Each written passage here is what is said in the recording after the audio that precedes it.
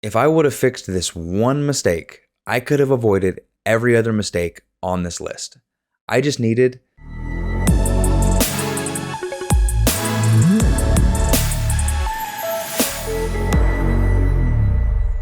Welcome back to Former Fat Guy Fitness. I'm Tyler, your former fat guy. The main reason why I started this channel is to be a relatable source of weight loss information for people who are like me. They've been overweight most of their lives, they want to make change, but they think it's too complicated. I do this because when I started my weight loss journey, all the information I could find online was obviously from people who have been healthy and fit their entire lives.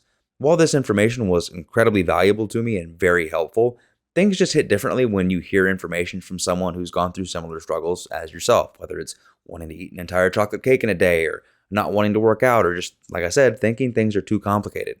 But part of being relatable is being transparent about mistakes. And only being 1 year into my health journey, I've made plenty of them. So the purpose of this video is to share with you the major mistakes that I've made, things that I'll be doing differently, and what I wish I would have done differently when I started so you don't make the same mistakes as I made. And the first one is a pretty major one. Much like many people, I wanted to lose the weight as quickly as possible, so I put myself in a pretty severe calorie deficit. Honestly, too steep of a calorie deficit. It was basically a crash diet. I was eating at 1900 calories a day for 10 straight months. This led me to losing 3 pounds a week early on in the diet, and it eventually tapered off to about 2 to 1 pounds. But while this sounds like a success story, while this sounds nice, it came with enough side effects that I would definitely do things differently if I started over today, and I would slow things down. First and foremost, 5 months into the diet, my energy disappeared. It was gone. Whether it was having lackluster workouts, me being more irritable, or just having less motivation for other things in life in general that I had to tend to while I was doing my weight loss, it made it difficult enough that I wish I wouldn't have put myself on that much of a calorie restriction. The second reason that you don't want to put yourself on a crash diet is it destroys your hormones and your libido. This might be too much info for some people, but I had about 2 to 3 straight months where I didn't think about swiping on Tinder one time, or I didn't roll the dice one time, if you know what I mean, for 2 to 3 straight months. The third effect of putting yourself on a crash diet like that is your metabolism will eventually adapt to the calories that you put yourself on. So if you start at too low of a daily calorie goal, you're eventually going to have to lower those calories even more, and it will make you miserable if you're on a low enough calorie count.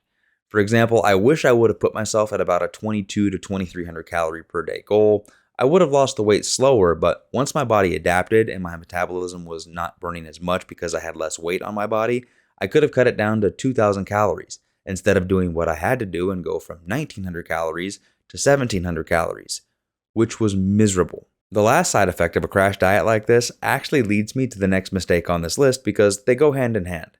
And that is, I focus too much on fat loss and not enough on muscle building. When you're in too steep of a calorie deficit like this, your body uses muscle as a fuel source, not just fat. While this wasn't really an issue for the first 5 to 6 months because I was going through newbie gains, once I made it through that phase, it became a problem. My body started using muscle as a fuel source, which prevented me from getting stronger. I couldn't hit PRs in the gym, and it ended up making me weaker. Weak enough, actually, that by the time I made it down to 155, I looked in the mirror. I didn't like how much smaller I had gotten, and it showed me how little muscle I actually had on my frame. That's why I switched from cutting weight to the lean bulk that I'm on now.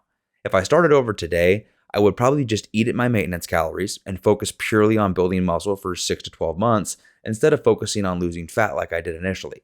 I still would have lost fat, but I would have been much more efficient at building muscle if I could have done that and fixed the next mistake on this list, which was overtraining. Along with being too gung-ho on my calorie deficit, I was also way too overzealous on my lifts and workouts when I started out. When I started, I was trying to do 4 full body lifts a week, trying to get 15 to 20 sets in for each muscle group, thinking more was better, when in reality, less is more for the following reason: recovery. Sure, I could do this routine for a couple months just fine, no problem, but after the wear and tear started to build up in my joints and my muscles, it began to cause me to have pretty bad workouts, and worse, it actually caused me to get injured. I'm dealing with a partially torn brachialis right now that I'm having to structure my workouts around completely, alongside a very stupidly painful case of tennis elbow. Another reason not to overtrain: the muscle building process actually doesn't occur while you're lifting, it occurs while you're recovering. The workout initiates the muscle protein synthesis, but it's the 24 to 48 hours after that that the muscle gets built. So a rule of thumb that I follow nowadays is I give myself at least 24 hours, but usually about 48 hours in between lifts. In doing this between every workout, I now have more energy on lifts, I can focus on the intensity for my lifts, and it allows me to consistently hit PRs. Now, to round out the trying too hard mistakes that I've made, the next one is I focus too hard on intense cardio for burning calories instead of just walking and moving around. While cardio is incredibly important for heart, mental, and just overall health, there's two reasons why I would say don't rely on cardio to create your calorie deficit. The first reason being, you're not burning as many calories as you think you are on that run. The second reason being, intense cardio increases your appetite a lot. After running 3.5 miles 4 days out of the week for a few months, I noticed that I was consistently hungry, struggling to hit my calorie goals, I had intense knee pain, and I wasn't losing as much weight as I thought I should have been losing.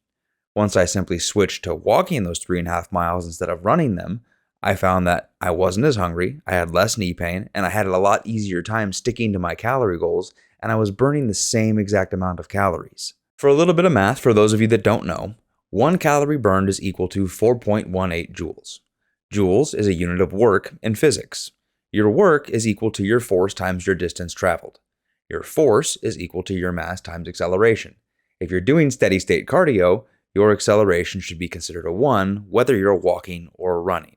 So to keep things in simple terms, your calories burned are strictly determined off your mass and off the distance traveled. So while it did take me an hour to do the 3 miles walking it versus 25 minutes of running it, it doesn't matter how fast or how slow you do it, your distance is what's really going to determine your calories burned.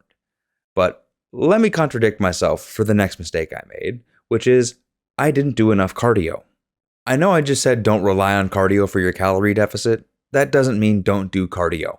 Cardio allows your heart to work harder for longer. This will let you work out harder in the gym for better lifts. This will let you do other forms of activity for longer.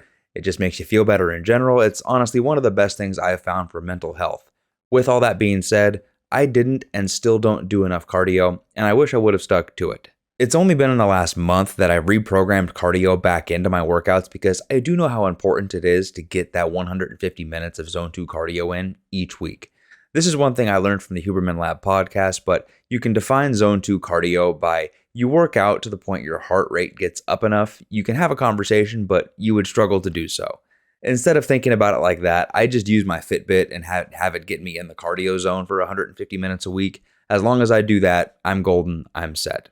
Another mistake that I made involved me not getting enough of something is I didn't put enough focus on sleep. Getting enough sleep is the singular most important aspect of all health. Whether it comes down to fat loss, building muscle, mental clarity, anything of the sort, sleep is the foundation of your health. However, when I started my weight loss journey, I was only allowing myself about 5 to 6 hours of sleep every single night. This would cause my energy to be poor, my lifts would suffer because of it, I couldn't recover as much as I needed to, and I wouldn't build the muscle that was possible. Over the last 3 to 5 months, I've worked on this, I've improved it, and it's really made all aspects of life way better. Want more mental clarity? Sleep. Want to burn more fat? Sleep. You want some sick gains, bro? Sleep. Seriously, shoot for at least 7 hours every single night, but try to get the full 8 if you can. And me fixing this mistake, it has made staying on top of all aspects of my health way easier. Genuinely, if there's only one thing from this entire video you take away from and apply to your own life, let it be to get a full 8 hours of sleep. If you need more tips on how to optimize your sleep, I'll point you again to the Huberman Lab podcast. He genuinely has the best podcast on YouTube right now with how dense it is in information and how scientific it is. So if you haven't checked that podcast out, go check it out. But while sleep is the most important thing to health, the biggest mistake that I made is the next one. If I would have fixed this one mistake, I could have avoided every other mistake on this list. I just needed to have patience and remind myself that this is a lifestyle change, not a quick fix. If I would have been more patient with myself at the start, I would have focused on building muscle, not just fat loss. I wouldn't have gone on a crash diet. I wouldn't have done twice as many working sets on a weekly basis as I needed to. I would have focused on walking and movement to create my calorie deficit. I would have given myself time to do the cardio that I needed to. I would have given myself more hours in the evening to get the sleep that I needed to. Either way, if I would have been patient with myself, I could have alleviated a lot of the worry that I had about not doing the right things, or not working hard enough. Still to this day, I have to remind myself that I'm not where I want to be, but it's just going to take time and consistency to get there. Remember, getting results isn't about one really good workout, or one healthy meal, or one extremely long run, or one really good night of sleep. It's about stringing a lot of these together on a long-term consistent basis. So don't overwork yourself, don't stress yourself out, be patient, stick to your plan, and you'll get where you want to be. Now, what about you guys? What are some of the mistakes you've made? Let me know in the comments down below. Let's be transparent together. If you like the advice in this video or you enjoyed my list of F-ups, hit the like button. If you want to see more coming out of me down the road, hit the subscribe button. But as always, thanks for watching.